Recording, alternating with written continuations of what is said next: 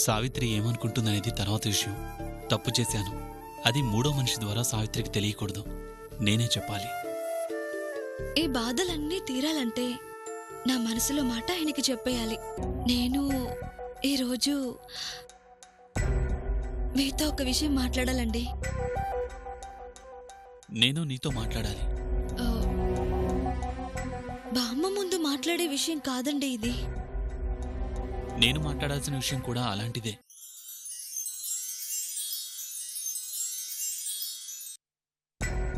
సావిత్రి,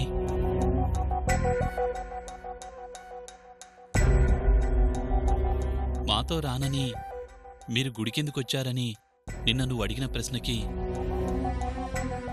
నా దగ్గర చాలా పెద్ద సమాధానమే ఉంది.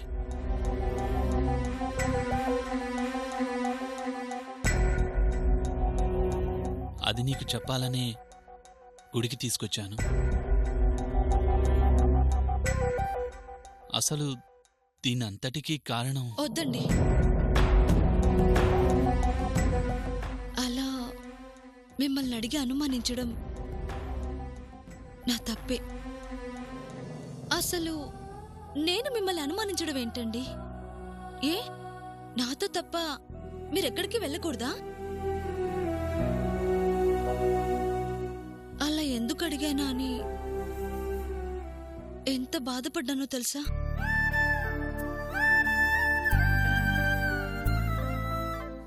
మీరు తప్పు చేయరండి. చేసినా దానికో మంచి కారణం ఉంటుంది. అయినా నేను అలా అడగగానే లాగిపెట్టి చెంప మీద కొట్టకుండా కారణం చెప్పడానికి ఇంత దూరం తీసుకురావడం ఏంటండి?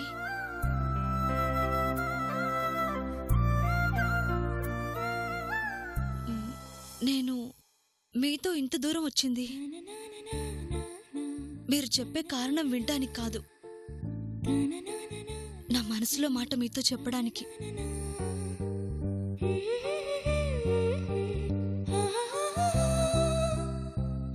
ఈ మాట చెప్పాలని చాలా రోజులుగా ఎదురు చూస్తున్నాను. ఈరోజు ఇలా దేవుడి సన్నిధిలో ఈ అవకాశం రావడం చాలా ఆనందంగా ఉంది.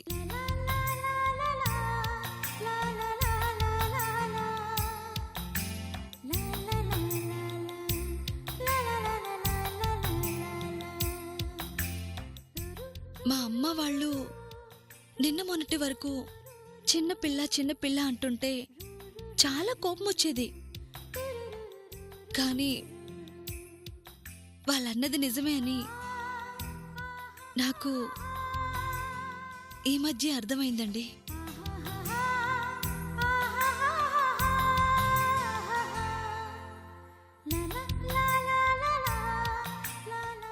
ఆ మాట అంటున్నారు అన్న ఒకే ఒక్క కారణం నాకు వాళ్ళందర్నీ పరాయివాళ్ళని చేసింది. ఆ మాట తప్పు అన్న ఒక్క మాట చెప్పినందుకు నన్ను ఒక మనిషికి దగ్గర చేసింది. ఆ అభిమానంతోనే నేనతన్ని ఇష్టపడ్డాను. ప్రేమంటే అదేనని పొరపాటు పడ్డాను.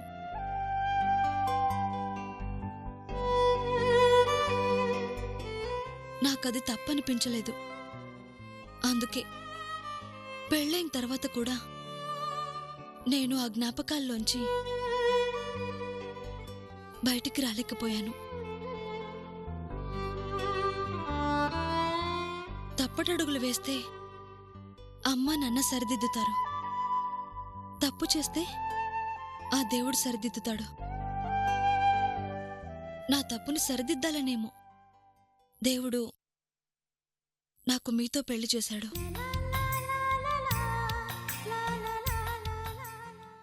అయినా మీకు దూరంగా ఉంటూ మిమ్మల్ని అర్థం చేసుకోకుండా బాధ పెడుతూ వచ్చాను. ఇంత జరిగినా నీలో ఇంకా మార్పు రాలేదంటే పిచ్చిదానా అనుకున్నాడేమో. దేవుడు మరో అవకాశం ఇచ్చాడు. ఎలా జరిగిందో తెలియని యాక్సిడెంట్ చేసి.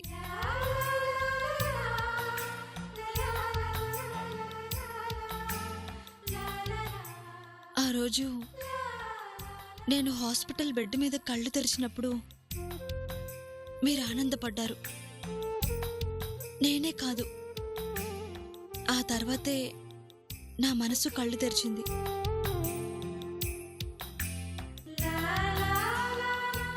ప్రేమ అభిమానం అంటే ఏంటి అనేది అర్థమయ్యేలా చేసింది.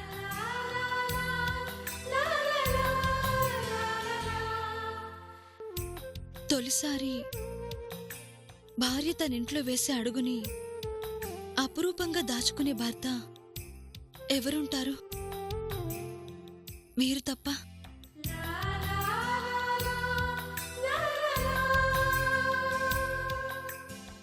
మీ ప్రేమకి నా చిరాకుని బదులుగా ఇస్తుంటే చిరునవ్వుతో ఏ భర్త ఉండగలుగుతాడు? మీరు తప్ప.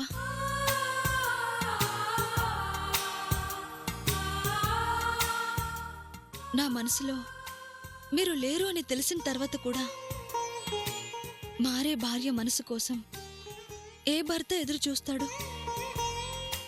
మీరు తప్ప.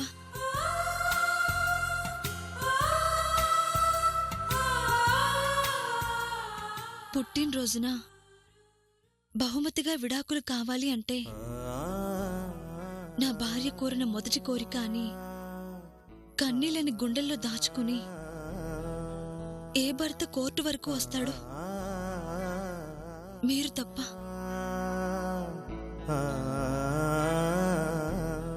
మీరు నాకు చేసినవి చెప్పుకుంటూ పోతే ఇలా ఎన్నో. నా కోసం మా అమ్మ నాన్నల ముందు ప్రేమ నటించారు. నాకు బాగా లేదు అంటే మంచం మీద నుంచి కదలనివ్వకుండా పసిబిడ్డలా చూసుకున్నారు.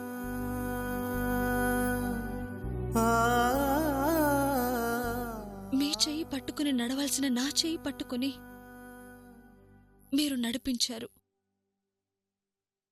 నాకు నడక నేర్పించారు.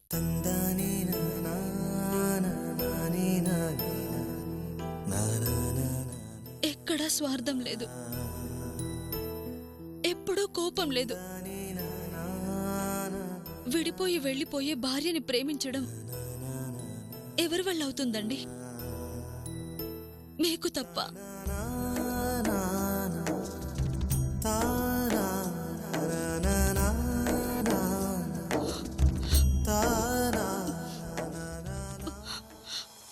అందుకే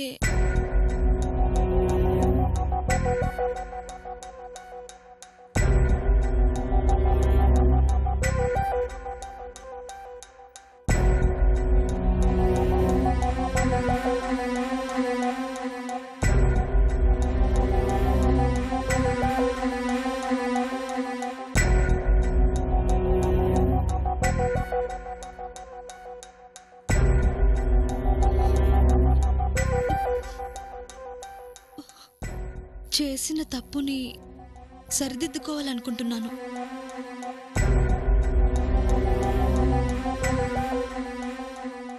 జరిగింది మర్చిపోయి నాకు మీ భార్యగా మీ మనసులో స్థానం ఇస్తారా?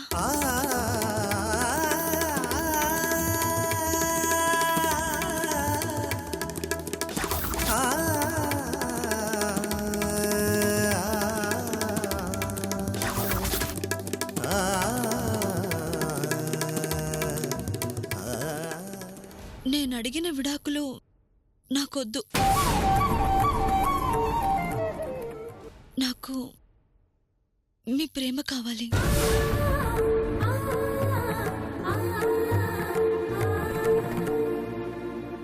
భార్యగా మీ పక్కన నా స్థానం నాకు కావాలి.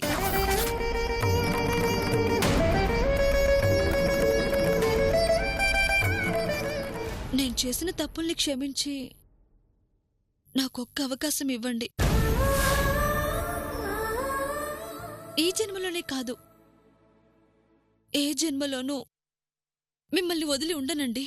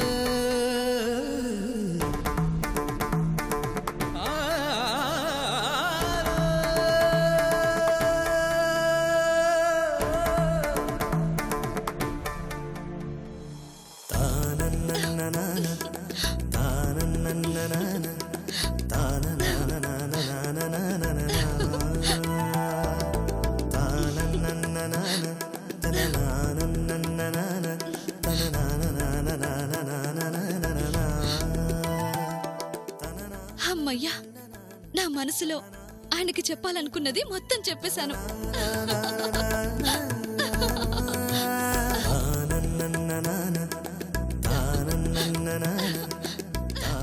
సావిత్రి, బామ్మా, నాకు ఈరోజు చాలా ఆనందంగా ఉంది.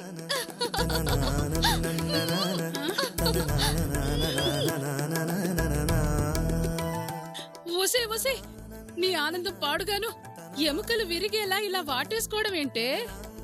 నాకు ఈరోజు చాలా చాలా చాలా ఆనందంగా ఉంది. అది నీ వాలకం చూస్తేనే అర్థం అవుతోంది. ఎందుకే అంత ఆనందం?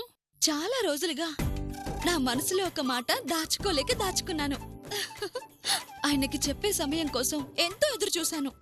ఇంతకీ ఏం చెప్పావేంటి? అది ఆయనకు మాత్రమే చెప్పాలి, ఆయన మాత్రమే వినాలి.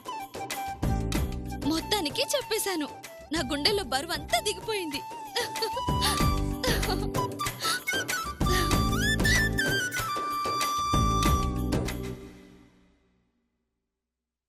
సావిత్రి ఆ మాట చెప్పగానే నా గుండె పగిలినట్టయిందిరా.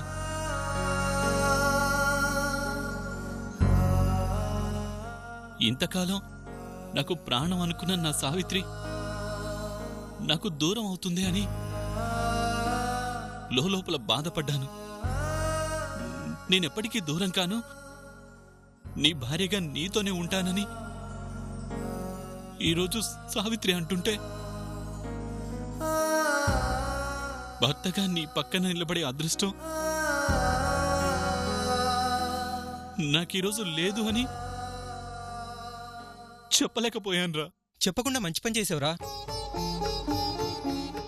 మరేంట్రా, ఇన్ని రోజులు నువ్వు బాధపడింది సావిత్రి నీకు దూరం అవుతుందనే కదా?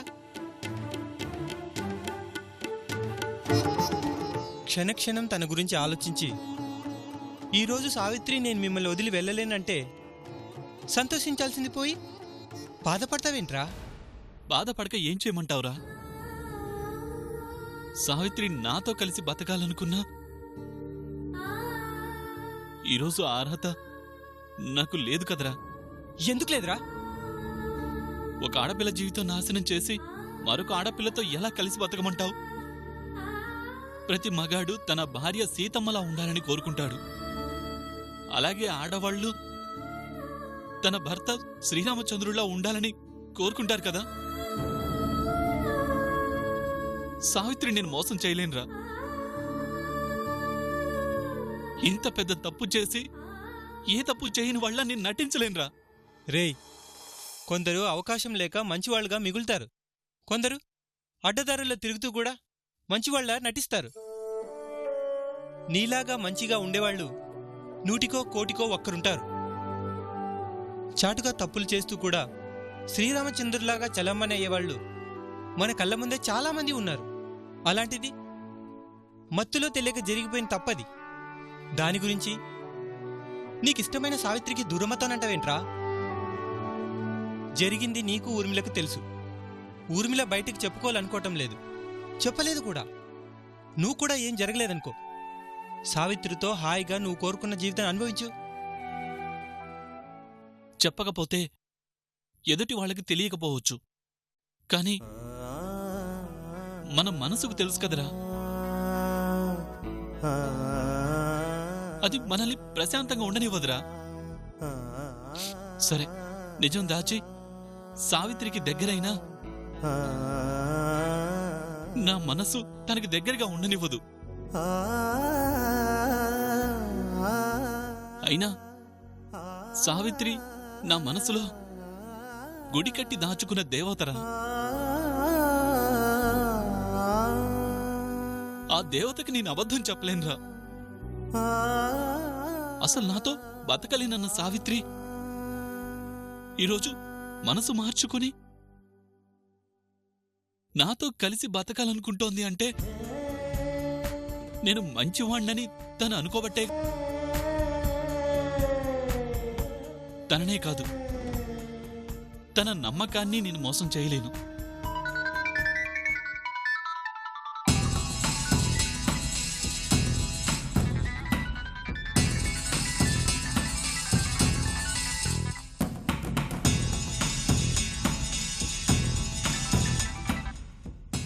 హలో. సత్య, సావిత్రితో మాట్లాడావా? అదే ప్రయత్నంలో ఉన్నాను, కానీ కుదరలేదు. కుదరలేదా? ఏం సత్య?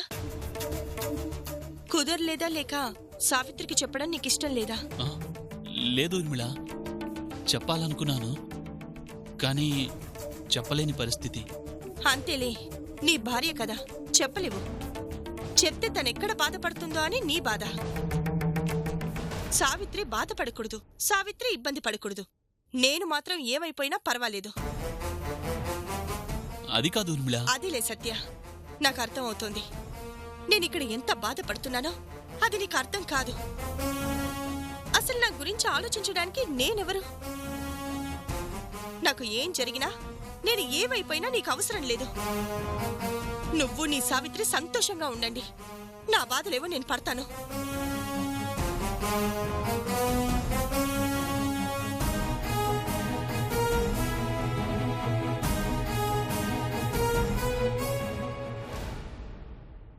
ఏటమ్మాయి గారు మాట్లాడారంటనా? ఇంత జరిగిందన్న తర్వాత కూడా దానితో మాట్లాడ్డానికి సత్యకి దాని మీదున్న ప్రేమ అడ్డం పడుతుందే. చెప్పేలా లేడు. అర్థమైనది కాందా? నువ్వే చెప్పు అని అయ్యగారిని బతిమలాడే బదులు నేరుగా వెళ్ళి తమరే చెప్పారంటే ఆ అమ్మ మూటాముళ్ళు సర్దుకొని అటే పోతాది. ఏ దిక్కు లేక అయ్యగారు ఇటొత్తారు. మీరే చెప్పేయండమ్మా.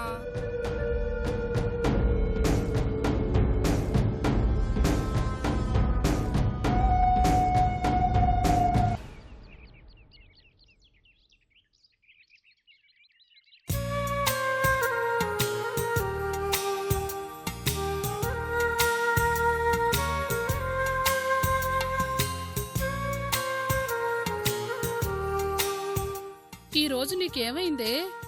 వచ్చిన దగ్గర నుంచి గాల్లో తేలుతున్నావు. ఏదో పండగ అన్నట్టు ఇన్ని రకాల వంటలు చేసావు. నిజంగా నాకీరోజు పండగే. మనిషి సంతోషంగా ఉండడం కన్నా పండగే ఉంటుంది. అంత సంతోషం ఎందుకో నాకు చెప్పరాదు, నేను సంతోషపడతాను. ఈ సంతోషం ఒకరితో పంచుకునేది కాదు, ఇంకొకరు చెడగొట్టగలిగేది కాదు. నాకు తెలుసు, ఆయనే వచ్చుంటారు. మనవడు ఇప్పుడెందుకు వస్తాడే?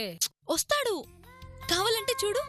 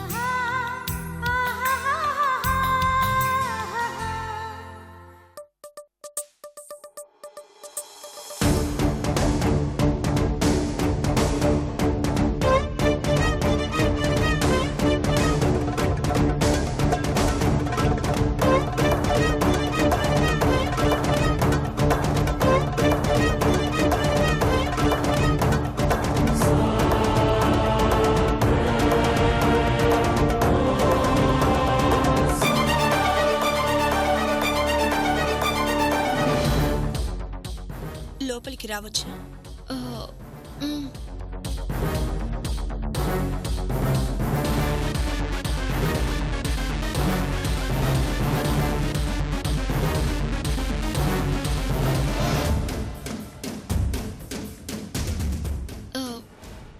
ఎవరండి మీరు? ఏం కావాలి? నా పేరు ఊర్మిళ. సత్య పని చేసేది నా ఆఫీస్లోని. అంటే ఆయన ఎండి గారంటే మీరేనా? కూర్చోండి, కాఫీ తీసుకుంటారా? నేను మీ మర్యాదల కోసం రాలేదు, మాట్లాడాలని వచ్చాను.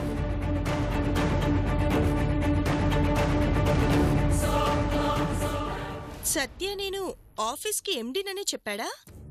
ఇంకేం చెప్పలేదా? చెప్పడానికి ఇంకేం ఉంటుంది? చాలా ఉంది. అసలు ఈ పాటికి చెప్పుంటాడనుకున్నాను, ఇంకా చెప్పలేదన్నమాట. ఏ విషయం గురించి? తాగిన మైకంలో సత్య చేసిన తప్పు గురించి. తనని నమ్మి తనతో వెళ్లడం వలన నాశనమైన నా జీవితం గురించి. పెళ్లి కాకుండానే శ్రీరామ్ పోగొట్టుకున్న నా గురించి.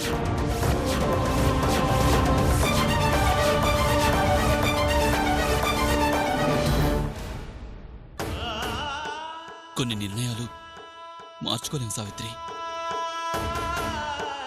మనం కలిసి ఉండడం అనేది జరగదు, విడిపోక తప్పదు.